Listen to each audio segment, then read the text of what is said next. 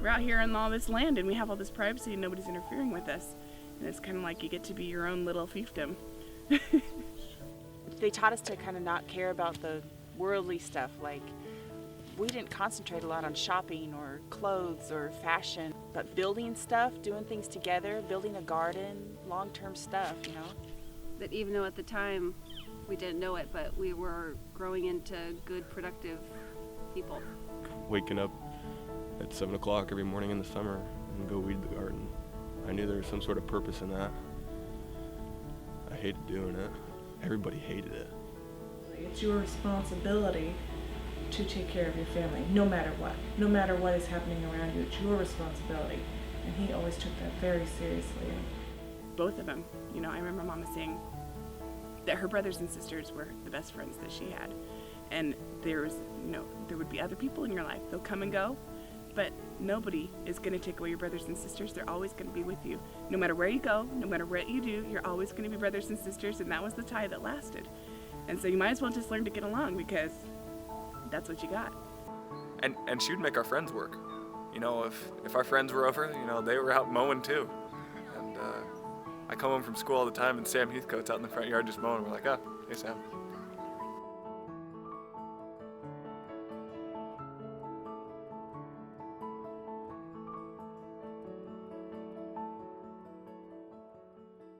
You know, when we first moved here, we had Toby. And Toby, that dog, he would break through our fence at the old house and he'd hit two, boards with his head at the same time, and he'd crack through both of them, and he'd go running to freedom out at the college, and he would just run, and Daddy would wake up and he'd be like, dang, that dog, I gotta fix the fence again. And so when we moved out here, Toby ran for like a week, and then he just laid down in front of the driveway, and he hardly ever moved after that. It's just like, got it out of his system. And I think, our family was kind of the same way. We're kind of pent up being in the city, but, being out in the country just gives you enough space to have projects and have interests and things that are different, and Mom and Daddy wanted to give that gift to us. And I had the opportunity to build tree houses wherever I wanted.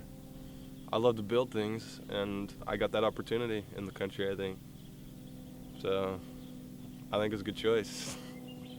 It is the ultimate playground. You can do whatever. There's probably at least 7 or 8 old broken down forts down by the creek and around the property, and tree houses and stuff that we built and abandoned, and it was awesome. We loved it.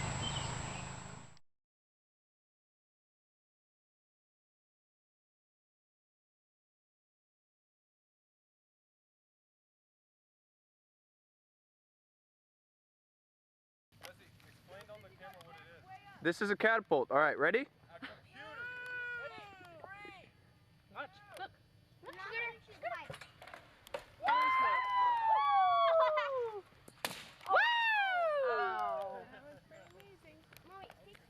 That was a good one. He's gonna jump down. It broke. Oh. I bring all my Elk Grove friends out here, and they're all jealous. They think we're weird because we have catapults and dirt bikes and we shoot guns and stuff, but I think it's pretty cool.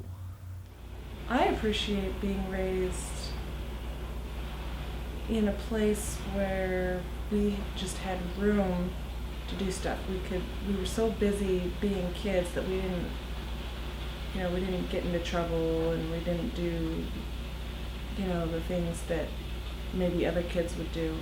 She brought a lot of her culture, her Smith culture, into our family. They were raised on 2 acres, and the city engulfed them, but they were still their own little bubble, their little Smith Island out in the middle of Larkspur Lane, and they had goats and pigs and chickens and whatever they could fit on their little 2 acres, and Grandpa was out there in his garden, and eventually the city kind of chased him out and they moved out here. But it's the same way out here. You have to get away from the toxicity of the city. It's really got ideas and entitlement sort of thinking that is a polar opposite from what Mom and Daddy wanted to teach us, and it's polar opposite from what Grandma and Grandpa wanted to teach their kids. And so I think being out here and being isolated, it made us depend on each other. Well, definitely, I would say definitely. My work ethic came from working on the property and doing projects. because I'm a hard worker. And when I was a kid, we worked a lot. Mommy made us do lots of stuff in the orchard and the garden, and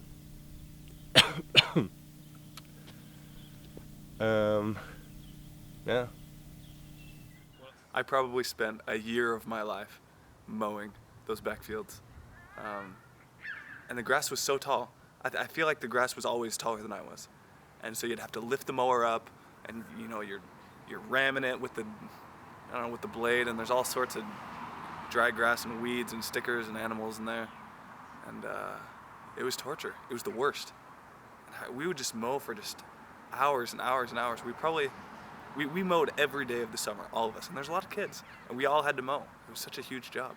Getting up at 7 o'clock in the morning, weeding the garden, trimming the orchard. And that's in the summer, you think you got vacation. No, that's the time to get up and get all your work done. So the worst job to have in the summer is being the youngest one when we're picking fruit, because the youngest one always has to